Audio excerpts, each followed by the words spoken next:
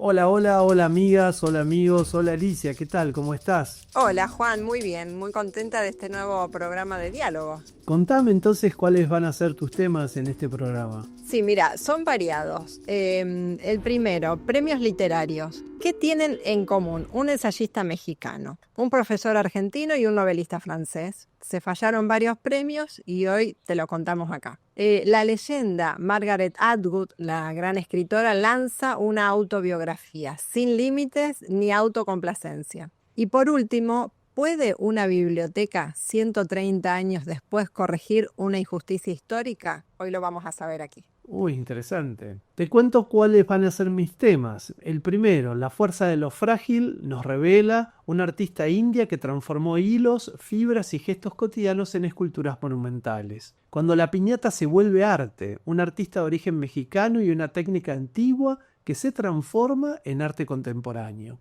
Y para terminar, un museo en el medio de la nada. Lo llaman el Louvre del desierto. Así que, si te parece, Alicia, podemos comenzar con estos informes sobre cuáles han sido los premios literarios que se han entregado últimamente. Sí, exactamente. Mira, en finales de octubre, noviembre, se acumulan una gran cantidad de premios. La semana pasada hablamos del Princesa de Asturias, ¿te acordás? Y hoy son tres los premios que se fallaron: el premio Cervantes, el premio Herralde, y hace escasos minutos, hoy estamos grabando un 4 de noviembre, se dio a conocer el premio Goncourt. Como te decía al principio, ¿qué tienen en común? Eso Un sí. ensayista mexicano, un profesor argentino y un novelista francés. Bueno, que los tres usan la literatura como un gran lente para mirar el pasado. Estos tres escritores que han sido premiados tienen esa característica en común, que trabajan con el pasado para observar y para ver el presente. Pero, ¿por qué la melancolía y el recuerdo, que son los ejes de estas obras, son el gran tema de la literatura de este año del 2025?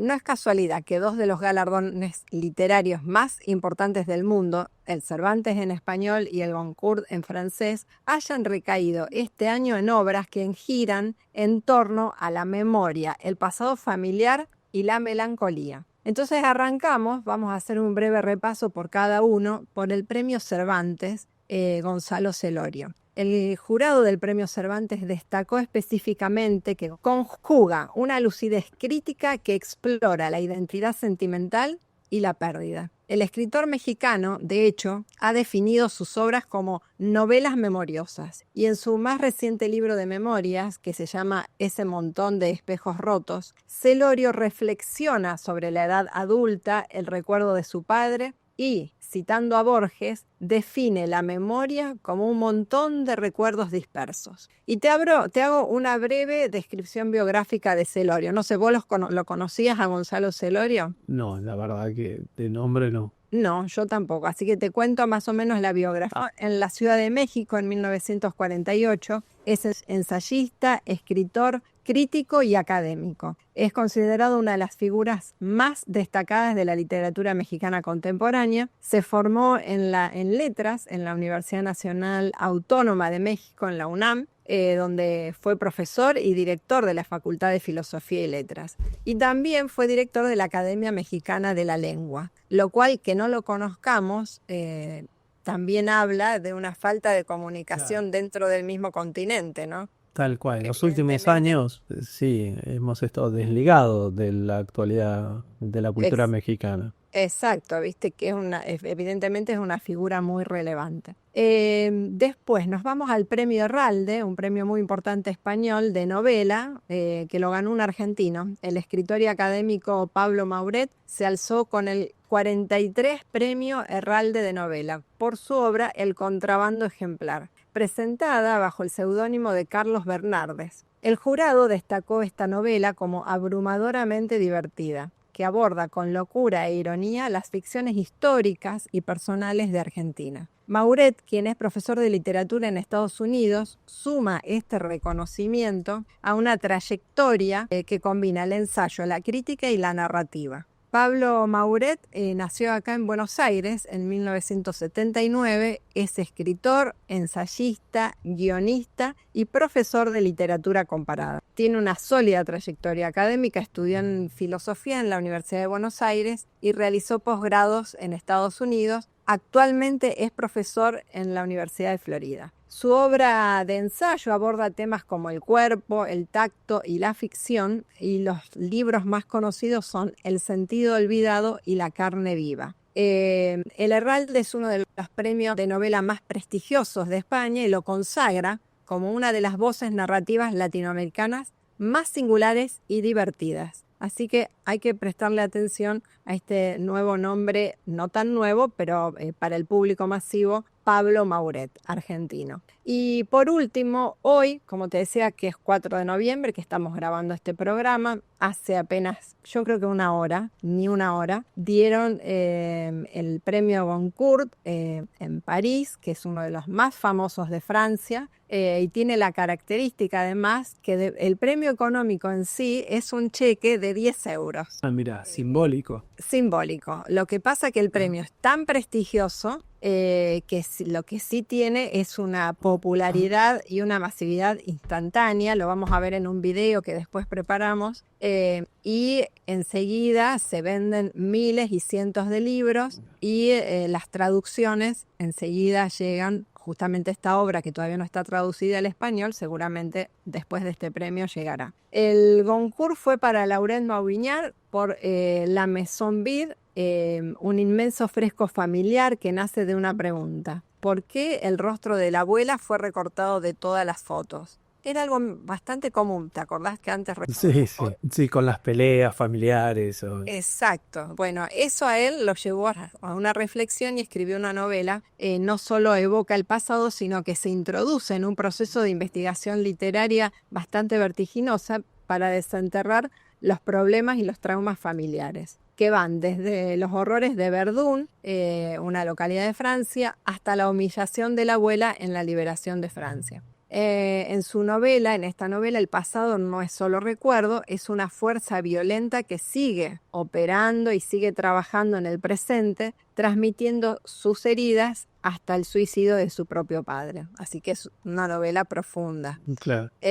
Laurent es francés, nació en 1967, es novelista y fiel, lo que destaca la biografía, me encantó esto, fiel a la prestigiosa editorial Edición de Mignot, que es una editorial creada en 1941. Él se incorporó en 1999 y desde ese momento es autor de esa casa. Es conocido por construir frescos familiares inmensos y profundos, y su obra narrativa explora el peso de los secretos familiares, el trauma y la violencia del siglo XX.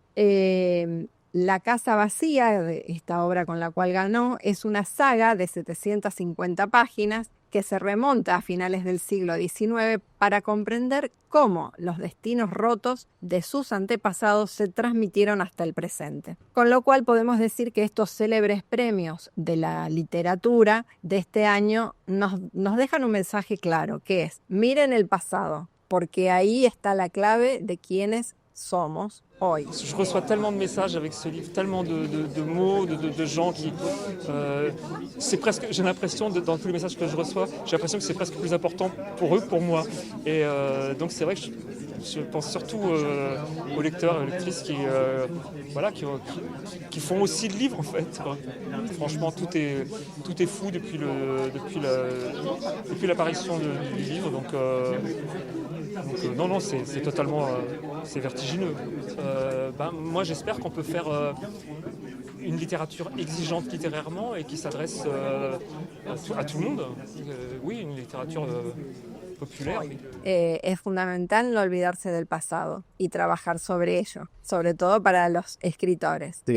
Así que bueno, yo ya tengo anotada, ya tengo cuál es mi preferida para empezar a leer estas novelas premiadas y bueno, tal vez los oyentes y espectadores también pueden dejarnos un mensaje escrito diciéndonos por cuál de estas novelas les gustaría arrancar. Claro, y hacer un ejercicio de la memoria, ¿no? Que es activar ese pasado quedó en el recuerdo. Así es. Si te parece, Alicia, te comento el primero de mis temas, que en realidad los tres tienen algo en común, que vamos a hablar de obras que están hechas con las manos. Bueno, eso es muy común en los artistas, pero en particular, por ejemplo, de tejidos, ¿no? O de obras que remiten a técnicas ancestrales, ¿no? En la primera, que es esta artista Mrinalini Mukherjee, me gustaría definirla como la fuerza de lo frágil, ¿no?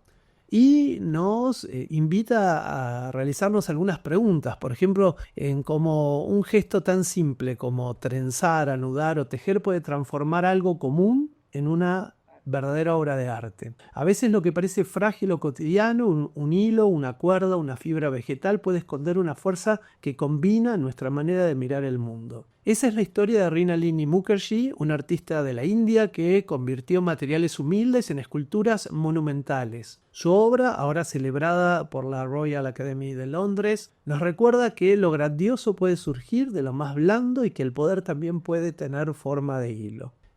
Mukherjee nació en Bombay en 1949 en una familia donde el arte era casi una forma de respirar. Su padre, Vinod Bahari Mukherjee, fue muralista y maestro de generaciones de artistas. Su madre, Lila, también era escultora. Pero ella eligió un camino diferente. En lugar de mármol o bronce, eligió materiales que no tenían prestigio: fibras naturales, cáñamo, cuerdas teñidas a mano. En los años 60 y en los años 70, cuando el arte indio buscaba su identidad moderna, Mukherjee empezó a tejer esculturas que parecían vivas, mitad humanas, mitad vegetales. Su taller olía a tintes, a yute, a humedad, y de ese entorno nacieron obras que parecían salidas de un sueño tropical. Una de las más célebres, Pakshi, que en hindi significa pájaro, una criatura tejida suspendida entre el vuelo y la caída. Otra, Adipush II, evoca tanto el corazón de una flor como un símbolo sagrado del hinduismo. En ellas lo natural y lo espiritual se funden, recordándonos que lo sagrado no siempre brilla, a veces simplemente se trenza. Hoy su obra ocupa un lugar central en la exposición que, como dijimos, presenta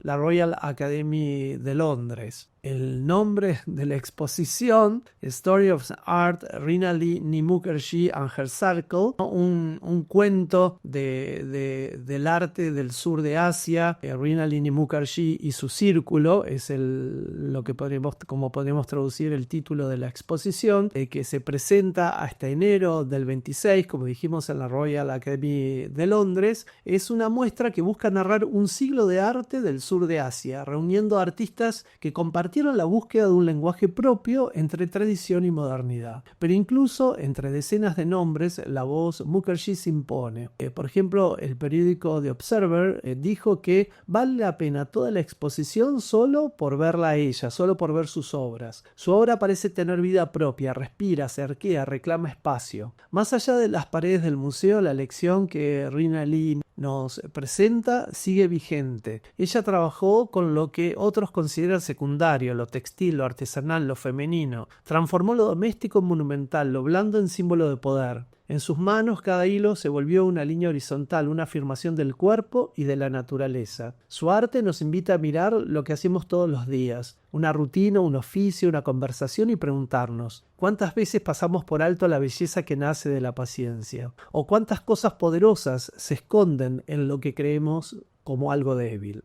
Hoy sus esculturas pueden verse en algunos de los museos más importantes del mundo. Por ejemplo, en el MoMA de New York se puede observar una obra del 84. En la Tate de Londres conserva Jauba, una obra del 2000 realizada en fibra de cáñamo y acero. Además de la actual exposición sobre la cual estamos hablando en la Royal Academy. En la India, en su país natal, en la National Gallery of Modern Art, se conservan varias de sus piezas, y también en Nueva Delhi se resguarda Brij Nata, una escultura monumental que viajó incluso al Met Brewer de New York, ¿no? Que es como el área de arte moderno del Met de Nueva York. Mrinalini Mukherjee murió en el 2015, pero su legado crece con el tiempo. Sus obras nos recuerdan que el arte no siempre nace de la fuerza, sino del cuidado, que la creatividad no está en lo que brilla, sino en lo que resiste, Y quizás en el fondo eso también sea una lección para nuestra vida cotidiana, que lo que tejemos con constancia,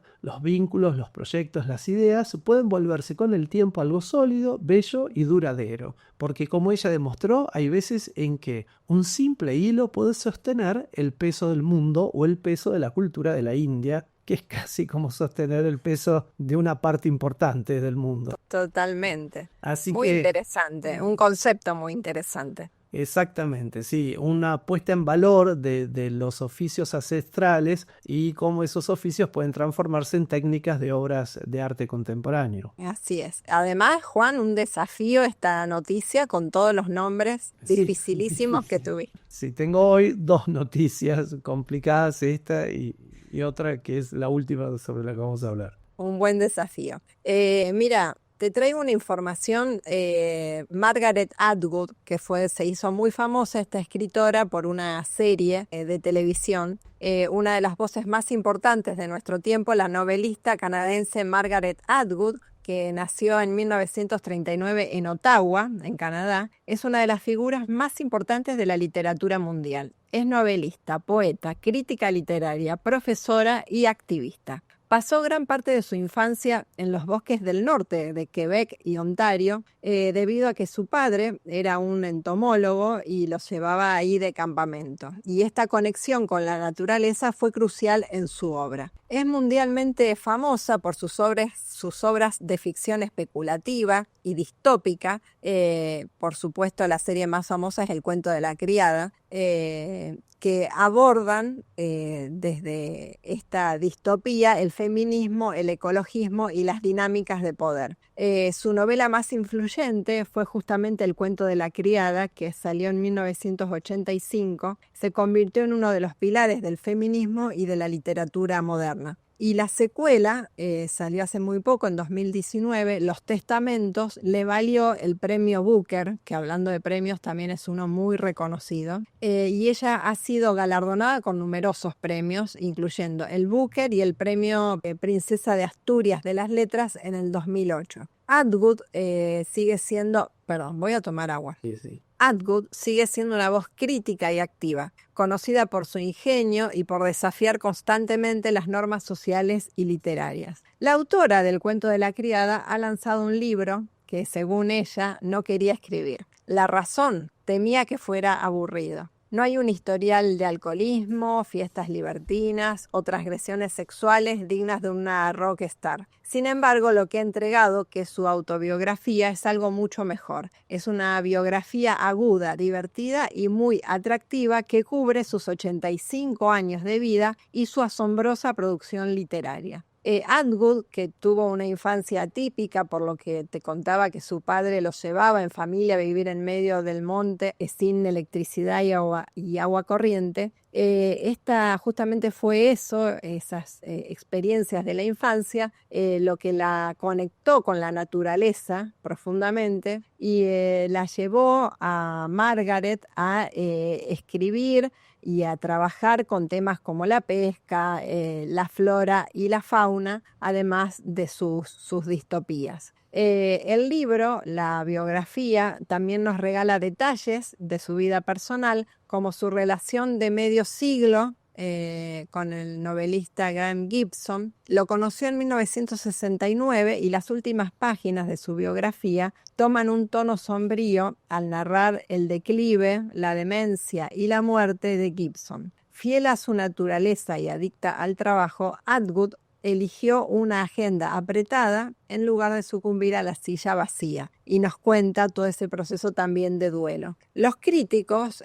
han coincidido en forma unánime en que el libro es una narración deslumbrante y una de las autobiografías más importantes de la temporada. También destacan que Atwood consigue evitar el temido aburrimiento de la memoria literaria al ser brillante y deslumbrante. En resumen, la crítica coincide en que esta autobiografía es un logro en sí mismo. Muestra a una gran novelista revelando su lado más oculto, demostrando que su vida es tan rica, compleja y cautivadora como cualquiera de sus ficciones. Así que yo la estoy esperando ansiosamente porque es una escritora que me gusta mucho y la sumo a la anterior novela que tengo elegida. Así que, bueno, esa va a ser una novedad, es como la novedad literaria de estos momentos, y está todo el mundo abocado a leer para hacer las críticas correspondientes. Y es una escritora que en cierta manera nos hace reflexionar sobre nuestra historia reciente, porque el cuento de la criada y esto del secuestro de los niños, ¿no? Y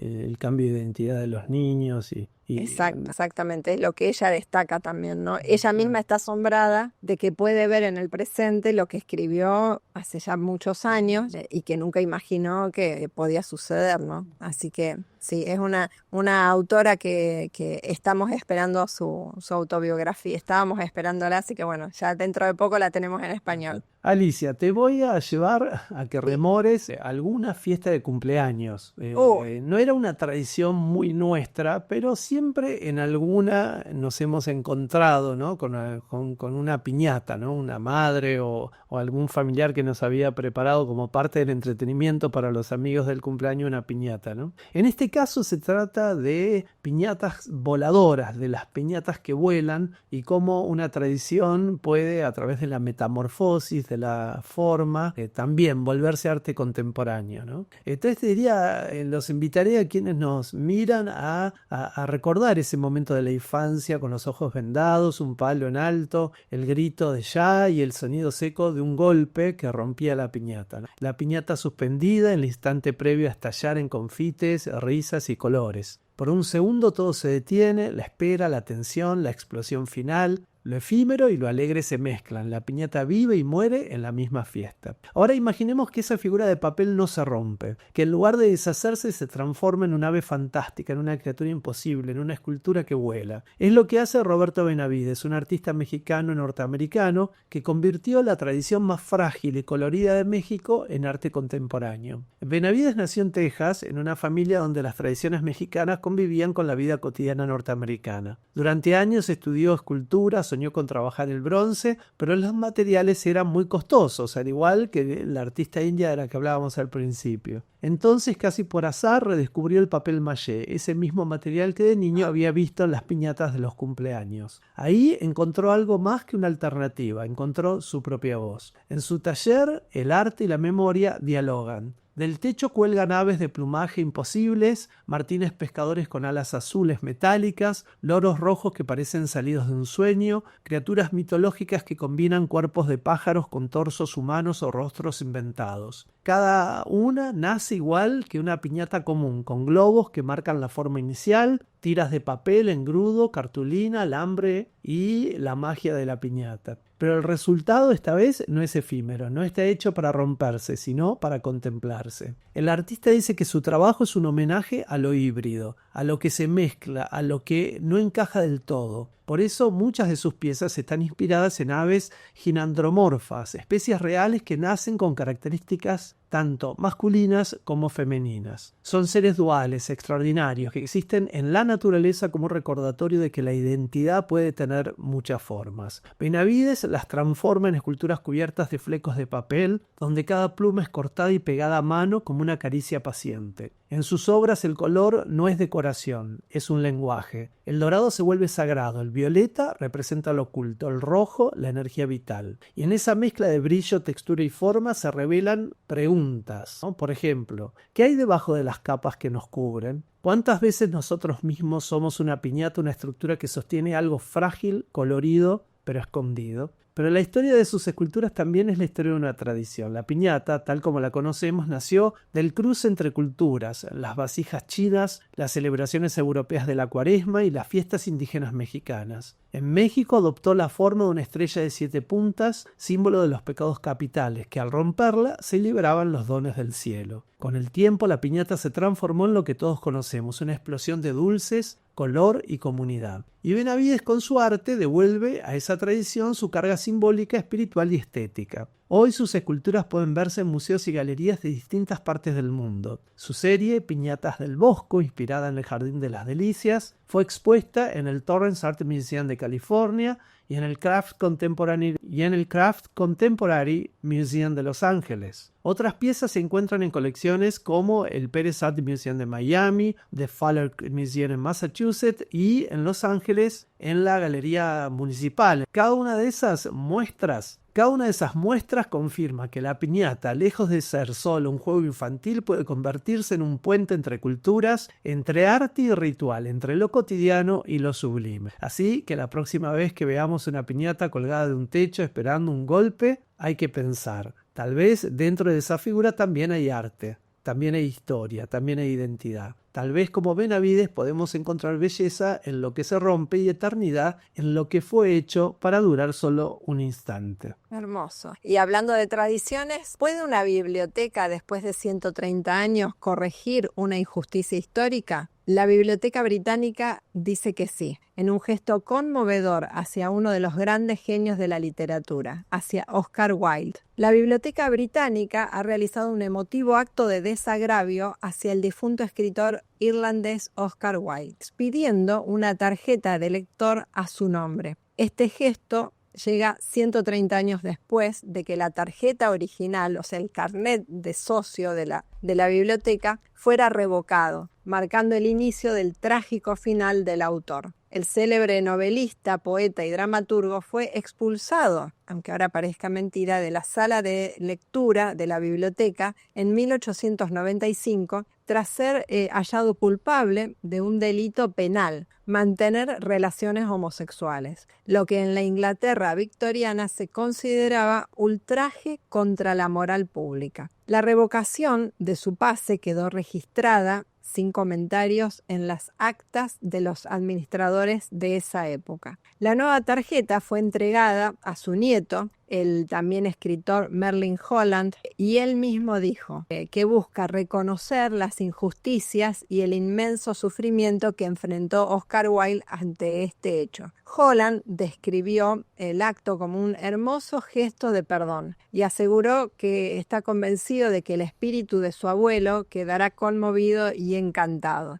Y para poner en contexto esta información, te cuento, para si alguien no lo conoce, quién fue Oscar Wilde, que nació en Dublín, en Irlanda, en 1854, y fue el máximo exponente del esteticismo y la filosofía del arte por el arte. Fue una figura central en la sociedad victoriana por su ingenio y su estilo de vida extravagante. Su novela El retrato de Dorian Gray y comedias brillantes como La importancia de llamarse Ernesto hicieron de él un autor inolvidable. Y a pesar de su éxito, su vida fue truncada por la moral de la época. Tras ser condenado por este hecho, pasó 2 años en prisión, una experiencia que relató en la desgarradora balada de la cárcel de Reading.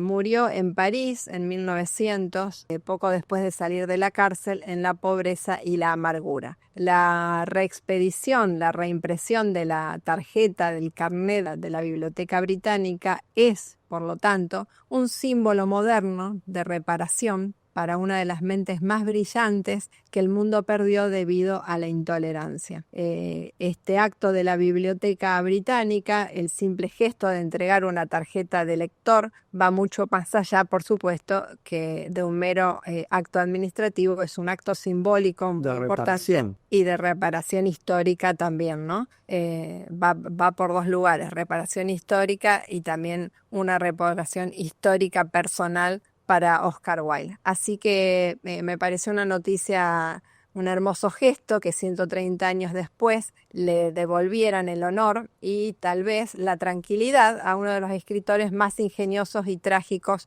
de la historia como fue Oscar Wilde. Siempre recuerdo una cita de Oscar Wilde que dice: la naturaleza imita al arte, ¿no? Y tan interesante, ¿no? Por ejemplo, en el cuento de la criada, digamos, ¿no? O sea, claro. ¿no? Cuántas obras de arte se anticipan, ¿no? Y sí, y yo me acordaba que durante mucho tiempo tuve puesto, creo que está todavía en una de mis redes sociales, puesto una frase de él que es: los placeres sencillos son el último refugio de los seres complejos. Claro, claro, muy interesante. Y vamos, Hermoso. si te parece, Alicia, a una historia que también tiene que ver con prohibiciones, ¿no? Sí. Lo llaman el Louvre del desierto, donde se mezclan el arte con la memoria y la arena, ¿no? ¿Te imaginas un museo en medio del desierto donde las dunas murmuran historias de civilizaciones olvidadas y los cuadros desafían el polvo y al viento? Y que en ese lugar remoto se reúna lo prohibido, lo antiguo y lo desconocido en un solo latido cultural que desafía al tiempo y al poder. Y si ese museo nos demostrara que el valor del arte no depende de grandes ciudades, sino de la pasión de quien lucha por conservarlo, en la capital de la República Autónoma de Karakalpakstan, al noroeste de Uzbekistán, se alza el Museo Estatal de Artes de la República de Karakalpakstan, nombrado en honor a Igor Vitalevich Savitsky, conocido coloquialmente como el Louvre del desierto. El museo fue fundado en 1966 por el artista y etnógrafo Igor Savitsky, quien llegó a la región en una expedición arqueológica. Este museo reúne más de 100.000 piezas que abarcan 4.000 años de cultura, desde el antiguo imperio corasmio hasta las vanguardistas obras rusas de principios del siglo XX. Cuando caminas por sus salas te das cuenta de que cada obra tiene doble vida, lo que tuvo cuando fue creada y lo que ganó al salvarse del olvido. La colección del Museo Savitsky está dividida en bloques que dialogan y se entrelazan. Por un lado, la selección de arte antiguo del Imperio Corasmio, que la forman objetos como figurillas de terracota que representan a la diosa de la fertilidad Anaíta o vasijas de bronce que datan del siglo V a.C.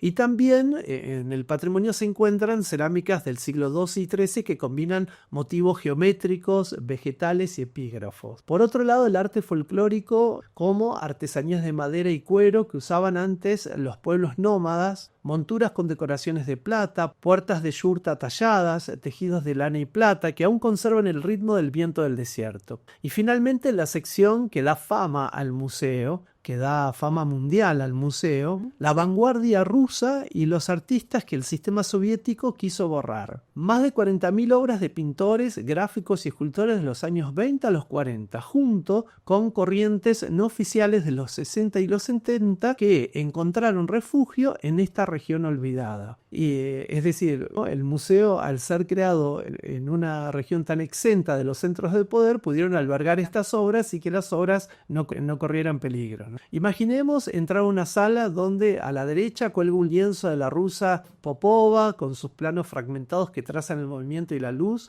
y a la izquierda un relicario de plata Karakalpaco con turquesas y cornalinas, nacido del crudo viaje de hombres y mujeres por el desierto. Savitsky, que como artista participó en una expedición arqueológica en los años 50, entendió que la cultura local, la de los barcos hundidos del Aral, los artefactos enterrados bajo la arena, los tejidos que sostienen casas de fieltro, tenía tanto derecho al presente como las grandes corrientes del arte europeo. Gracias a este impulso, este museo alberga lo que muchos museos más grandes no tienen: una narración diferente del arte del siglo XX, sin filtros ideológicos, obras de artistas que fueron censurados, que vivieron al margen, que no se inscribían en el realismo socialista. En este museo sí podemos verlas. Y la luz del desierto parece favorecer esta mezcla insólita. Las vitrinas acogen joyas antiguas. Las salas albergan cuadros que miran al horizonte árido. Lo que fuera paisaje inhóspito afuera, adentro se convierte en epicentro de un diálogo entre historia, poder y creación. El museo se convirtió en un oasis cultural.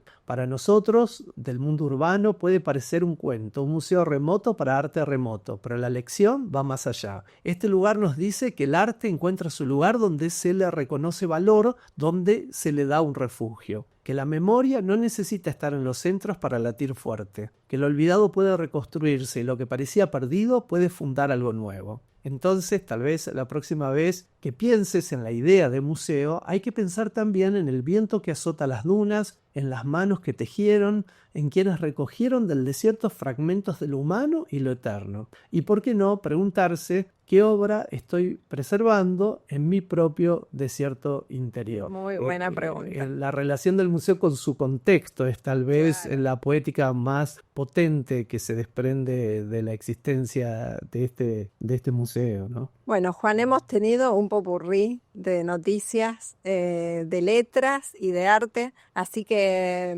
No sé, creo que no tenés ninguna otra noticia. No, llegamos al final de esta edición de Diálogos y no queda más que saludar a la gente que nos sigue, decirle que se suscriban a nuestros canales y prometerles que pronto nos vamos a volver a encontrar con una nueva edición de Diálogos. Así es, los esperamos y eso, suscríbanse y denle la campanita. Claro. Chau, Juan, nos vemos. Chao, Alicia.